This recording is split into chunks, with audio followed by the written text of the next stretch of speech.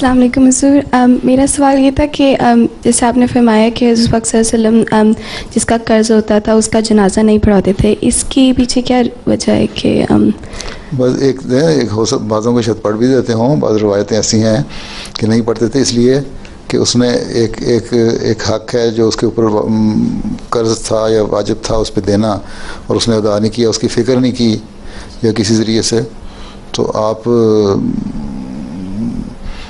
का ये था कि ताकि मुसलमानों को ये आदत पड़े कि बिला वजह के कर्ज़ नहीं लेने हैं। एक हिकमत ये नज़र आती है कि बिला वजह के कर्ज़ ले लेके अपने ऊपर कर्ज़ों का बोझ नहीं डालना है। याशियाँ करने के लोग कर्ज़ ले लेते हैं, अच्छा ये भी दे दो वो भी दे दो। अब यही क्रेडिट कार्डों ने मुसीबत डाली है दुनिया में।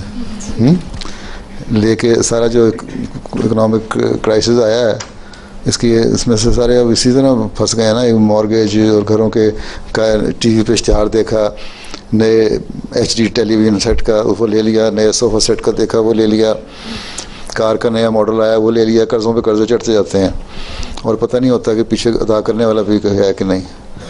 इसलिए वो एक अमेरिकन इकोनॉमिस्ट है, मतलब पाकिस्तान या इंडिया वगैरह में जो ज़िम्मेदार है ना, तो वो